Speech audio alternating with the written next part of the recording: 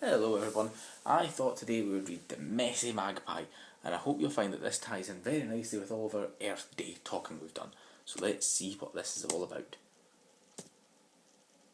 It's often been noted as years have gone by that magpies collect all the things that they spy. They love all things colourful, shiny and bold, no matter how tiny, no matter how old. Morris the magpie is the same, it would seem, as he loves to pick up any objects that gleam. He takes them all home to his nest in a tree to make it look special for others to see. Now one day young Morris was struck by surprise when a gift was thrown down right in front of his eyes. As it flew from a car, Morris said, "Could it be that this human has given a present to me?" He swooped down to pick up the beautiful gift, which was hard to manoeuvre and heavy to lift.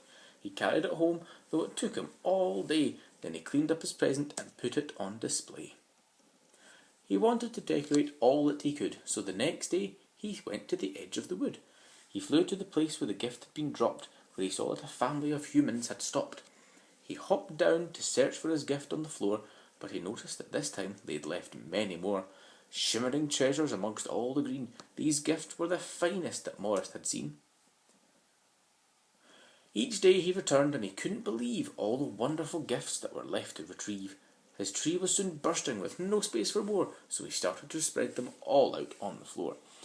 The more of these gifts that his human friends threw, the more his collection expanded and grew. Oh no. And one day, as Morris was sat in his tree admiring the beauty of all he could see, he noticed that things were now changing below, that the plants were all dying and struggling to grow. The grass was not green like it had been before, the flowers were wilting, not bright any more.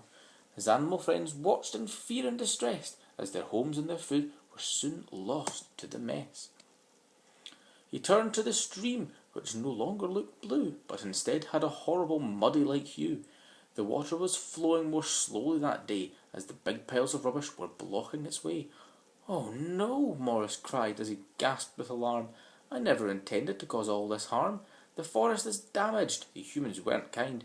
All these gifts were just rubbish that got left behind." The pride Morris felt for his lovely display was soon turning to sadness, regret and dismay. He adored the collection he had lovingly built, but his joy had now turned to a feeling of guilt.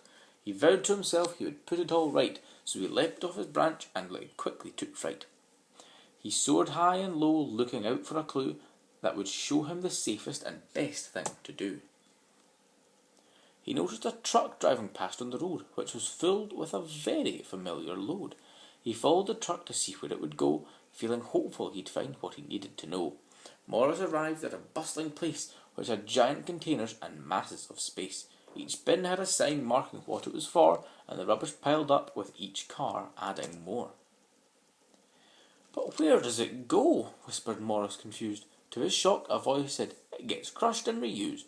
A seagull appeared and then said with a sigh, "It's amazing what humans can do when they try." "That's it," Morris said, and he knew what to do. "If I bring it all here, then I can make something new. I might need some help, but I must make amends," so he called on a couple of very good friends. They fetched and they carried for most of the night, and they worked as a team till they'd put it all right. When the rubbish was gone, Morris looked all round, at the stream, the flowers, the trees and the ground. He desperately hoped that he'd made enough room for the beauty of nature to once again bloom. He planted, he watered, and nurtured away, till the forest was thriving and growing each day. Then Morris knew nothing would make his heart sing like the colourful beauty that nature could bring. He no longer needed the shiniest nest, and he realised that having a green home was best. I hope everyone liked that story, and it made me think a lot about my lovely garden and all the stuff I have lying around, and to try and tidy all that up to make sure it doesn't ruin my lovely place. So I hope everyone loved that story. I know I did, and I'm sorry if you heard any little rustling in the background, as I'm sitting quite close to Mr. Bunn. And I don't quite know what he's doing. I think he's trying to eat his tunnel, which maybe not the tastiest. Well, I hope everyone enjoyed that, and I'm sure we'll catch up again for another story. Bye bye!